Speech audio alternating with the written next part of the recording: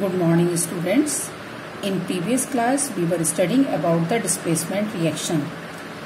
Our reaction is AB plus C changes into CB plus A. I told you basically in this class we will study metal displacement reactions.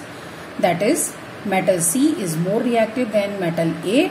So C can displace A from its chemical and form CB plus A release in this reaction. So this is metal displacement, or simply this is displacement reaction. Now we are going to do one activity to explain this particular reaction.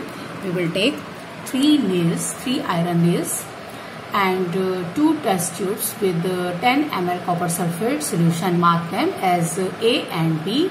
We hang two nails with the help of thread in the test tube B, and after 20 minutes we will observe that the nails which present in the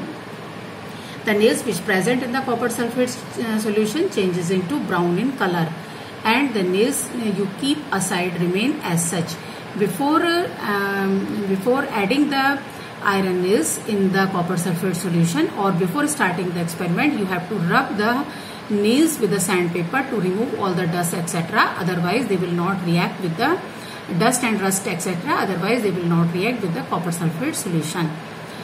And here you will see two observations, one with the iron nails and another with the solution. This is the solution. This is the solution in which you kept iron nails, and this is the solution, that is test tube A. That is test tube A you keep aside.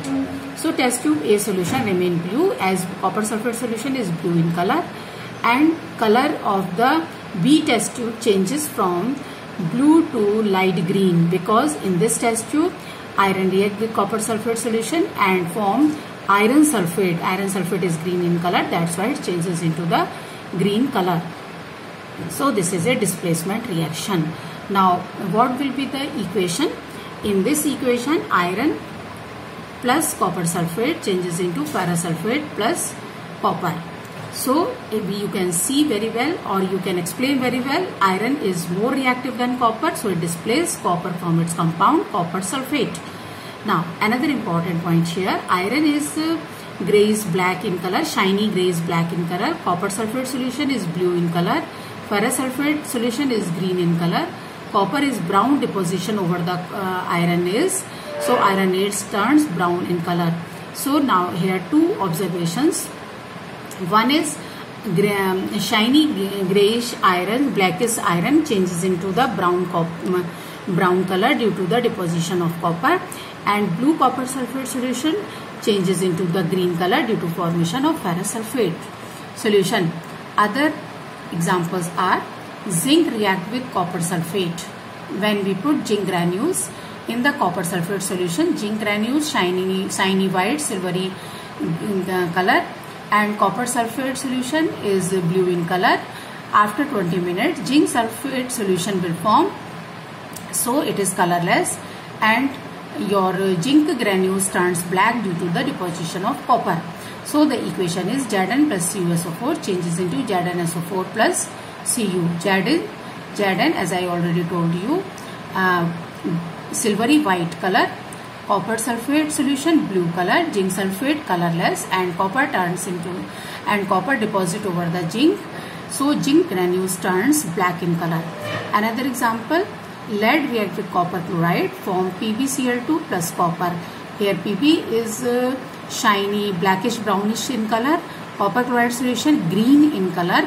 When you put lead in the copper chloride, as lead is more reactive than copper, so it displaces copper from copper chloride and form lead chloride plus copper. Lead chloride is sparingly soluble, that is partially soluble, least soluble in the water, and it is white in color, so slight turbid solution you get here due to the dissolution of lead chloride, and copper get deposit over the lead, so that changes into the brown in color. So these are the examples of displacement reaction. So what is the displacement reaction? More reactive metal displace the less reactive metal or element from its chemical is known as a displacement reaction. Now we are going to study another reaction, that is double displacement reaction. For this we do one activity. We will take sodium sulfate solution in one test tube and barium chloride solution in another test tube. We mix them. We get white, what do you observe? We get white precipitate of barium sulfate. Now this barium sulfate is insoluble. So the insoluble substance formed during the reaction is known as this white substance or insoluble substance is known as precipitate, and the reaction during which precipitate is formed known as a precipitation reaction. So equation for this one is Na2SO4 plus BaCl2 changes into BaSO4 plus 2 NaCl. Sodium sulfate plus barium chloride changes into barium sulfate plus sodium chloride. This is the word equation. And sodium sulfate colorless, barium chloride colorless solution. Barium sulfate white in color and it is solid, so it gets precipitate plus twice NaCl. So due to the formation of white barium sulfate precipitate, this reaction is known as precipitation reaction. Now how can this precipitate will form? Now we are going to discuss it. As you have sodium sulfate, you know, as your previous knowledge in 9th class, it dissociate and gives sodium ion and sulfate ion. And barium chloride solution dissociate in the water, gives barium ion and chloride ion. How many ions you have? 1, 2, 3, 4. 2 positive, 2 negative. So total salt will form in the mixture 4. Na2SO4 barium chloride as you already have, and sodium now react with Cl, form new salt NaCl, and sulfate react with barium, so one more new salt is formed, barium sulfate. Now salt number become 4, Na2SO4, NaCl, BaSO4, BaCl2. Out of these 4, barium sulfate is insoluble, so it get deposit as a precipitate, white precipitate of this barium sulfate form.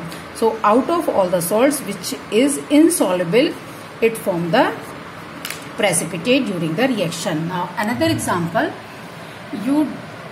before going to example, you have to explain the definition.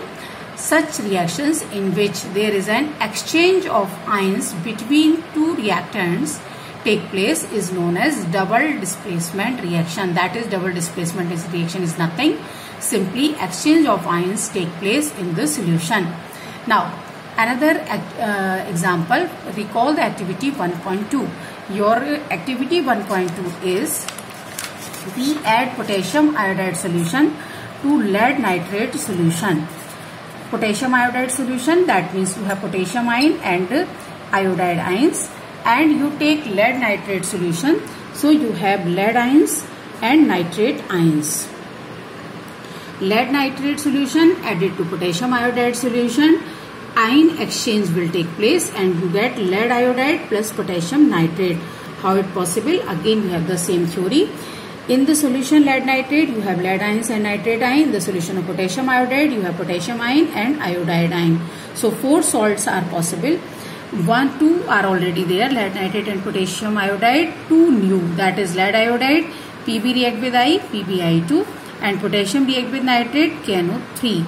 Out of these 4 salts, lead nitrate, potassium iodide, lead iodide and potassium nitrate, lead iodide is insoluble and form yellow solid. This is the reason lead iodide get precipitated. So this is a double displacement reaction and precipitation reaction. Simply exchange of ions take place. So this is the double displacement reaction. So now these are the reactions in which we study combination, decomposition, displacement and double displacement. Now we are proceeding to the next topic, that is oxidation and reduction reactions. Oxidation and reduction. First you have to understand that these are antonyms of each other. Oxidation and reduction, they are just reverse to each other, but they present in the same reaction. No reaction can be oxidation only or reduction only.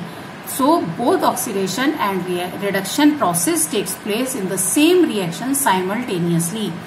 That's why basically these are known as redox reactions, and we divide the reaction in 2 parts, one in which oxidation takes place and another which reduction takes place. So simply it is a give and take method.